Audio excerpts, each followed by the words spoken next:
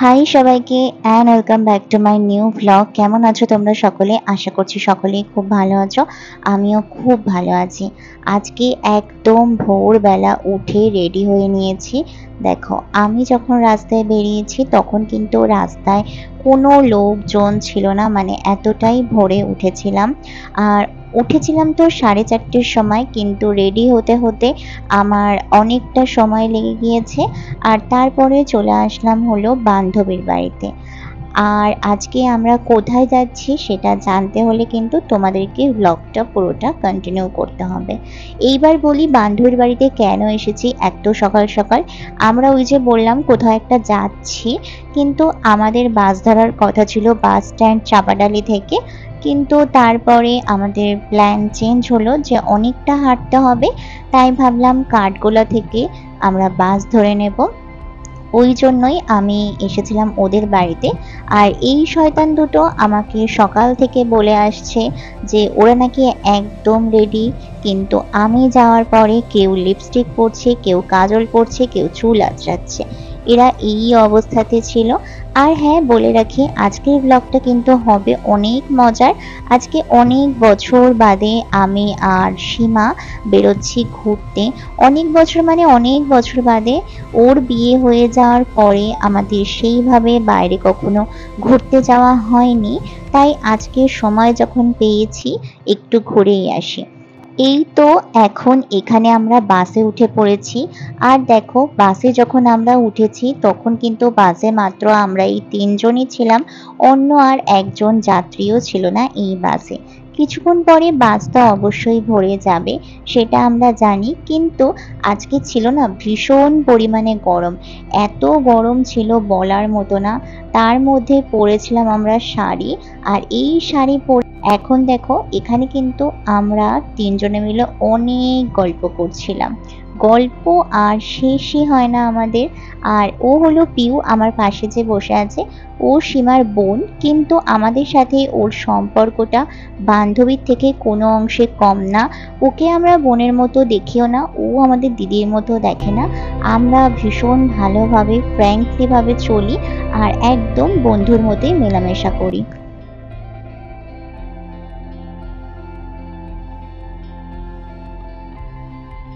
দেখো তো জায়গাটা চেনা চেনা লাগে কিনা। অবশ্যই তোমাদের সবারই এই জায়গাটা চেনা চেনা। এই জায়গা কে না চেনে, এটা তো মায়ের বাড়িতে যাওয়ার পথ, কি তাই না? হ্যাঁ, আজকে আমরা তিনজনে মিলে চলে গিয়েছিলাম হলো দক্ষিণেশ্বরে বড়মার মন্দিরে। আর এই প্ল্যানটা কিন্তু অনেক দিনের, একদিন নয়, দুদিন নয়, 3 দিন নয়, একেবারে শয় শয় মাসের প্ল্যান বলতে পারো। ওই একটা কথা আছে না, যে যতক্ষণ না ভগবান ডাকবে ততক্ষণ তুমি তার কাছে কোনোভাবেই পৌঁছতে পারবে না। তো আমাদের ক্ষেত্রেও তার ব্যতিক্রম হয়নি। আমরা এই প্ল্যানটা যতবারই করেছি না কেন, কোনোভাবেই আমাদের সাকসেস হয়নি।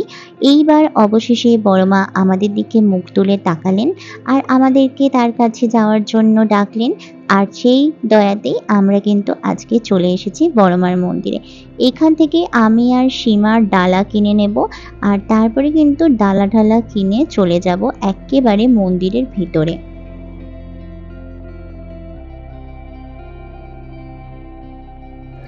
তবে সত্যি বলতে জানো তো কি, আমি না এখন ভীষণভাবে মিস করি সেই ছোট্টবেলার দক্ষিণেশ্বর মন্দিরটাকে।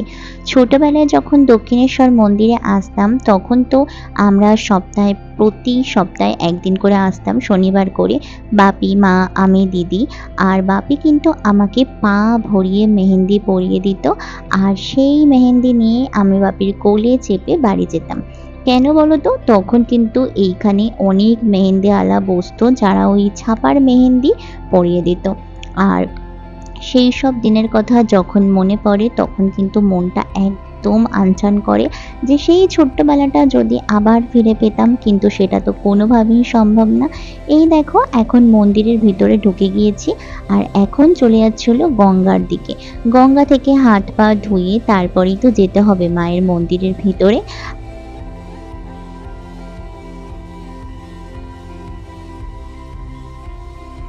আমরা গিয়েছিলাম রবিবার, তোমরা ভিডিওটা দেখবে হয়তো মঙ্গলবার। তো ওই দিনকার ছিল যেহেতু উইকেন্ডে, তাই আর কি ভিড়ও প্রচুর ছিল। তোমরা তো সকলে জানোই দক্ষিণেশ্বর মায়ের মন্দিরে উইকডেতেই কীরকম পরিমাণে ভিড় হয়, তাহলে উইকেন্ডেতে কতটা ভিড় হতে পারে সেই সম্পর্কে তো আমাদের সকলেরই ধারণা আছে।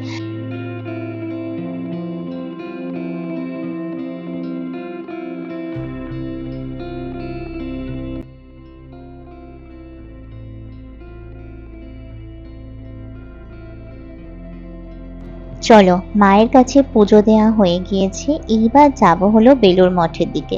বেলুড় মঠে যাওয়ার পরে না আমি কোনো রকমের কোনো ভিডিও ক্লিপ তুলতে পারিনি। তার একটাই কারণ, আজকে ছিল প্রচণ্ড গরম আর আমাদের সকলেরই একটু অসুস্থ অসুস্থ মনে হচ্ছিল, শরীর প্রচণ্ড পরিমাণে খারাপ হচ্ছিল। আর এইখানে দেখো, এই দুটো ডালার মধ্যে যত ফুল প্রসাদ যা ছিল সব কিছু আমি নামিয়ে একটা প্লাস্টিকের মধ্যে করে আমরা আমাদের ব্যাগের মধ্যে নিয়ে নিয়েছি। এইবার এই মন্দির থেকে বেরিয়ে চলে যাচ্ছিলাম হলো বেলুড় মঠের পথে। আর বেলুড় মঠের পথে এই যে দোকানগুলো, এই দোকানগুলো একটু ঘুরে দেখছিলাম। আগে কত সুন্দর ছিল তাই না? দক্ষিণেশ্বর মন্দিরের ভিতরে গঙ্গার ঘাটে সুন্দরভাবে বসা যেত, এছাড়াও চারি জায়গায় ভালোভাবে বসা যেত। কিন্তু এখন কিন্তু আর কোনো জায়গায় বসা যায় না, চারিদিকে একদম ঘিরে ব্যারিকেড করে দিয়েছে। আর তাই আমরা এইখানে এসে একটু বসে রেস্ট নিচ্ছিলাম। যেহেতু বেলুড় মঠের লঞ্চ ছাড়তে বেশ খানিকক্ষণ বাকি ছিল, তাই আর কি আমরা হালকা করে কিছু খাওয়া দাওয়া করে নিয়েছিলাম। নিয়ে এখানে আমরা তিনজন মিলে বসে রেস্ট করছিলাম। আর দেখো, এইটুখানি সময়ের মধ্যে আমাদের চোখ মুখের চিত্র একদম চেঞ্জ হয়ে গেছে। তোমরা নিশ্চয়ই দেখেই বুঝতে পারছো আমরা কতটা ক্লান্ত হয়ে পড়েছি। সত্যি বলছি, ভীষণ ক্লান্তও লাগছিল। কিন্তু ওই যে বললাম, ঈশ্বর যেখানে মাথার উপরে থাকে না, সেখানে কোনো ক্লান্তি না। তারপরে এই তো আমাদের এখন লঞ্চ চলে এসেছে, আর এই লঞ্চে উঠে পড়েছি।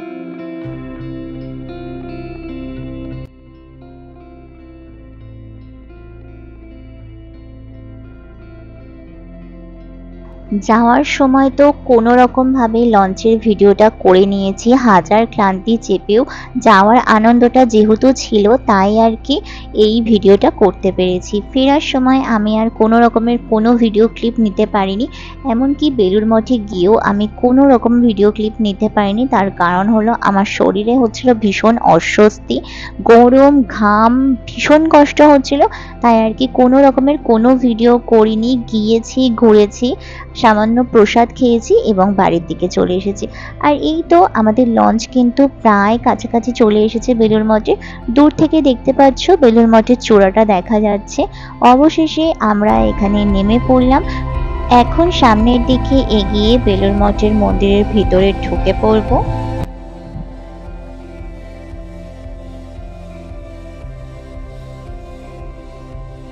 আর হ্যাঁ, আমরা যেখানে প্রসাদ খেতে গিয়েছিলাম, এইটা হলো সেই জায়গাটা। দেখেছো কত পরিমাণে আসন রাখা রয়েছে, সবাই এখানে এসে প্রসাদ গ্রহণ করবে। তো এই তো ছিল আমার আজকের ব্লগ। ভিডিওটা ভালো লাগলে প্লিজ একটা লাইক করে দিও, আমার চ্যানেলটাকে অবশ্যই করে সাবস্ক্রাইব করো। দেখা হবে পরের কোনো ভিডিওতে, ততক্ষণ সুস্থ থেকো, সাবধানে থেকো, ভালো থেকো। তো চলো, আজকের মতো টাটা।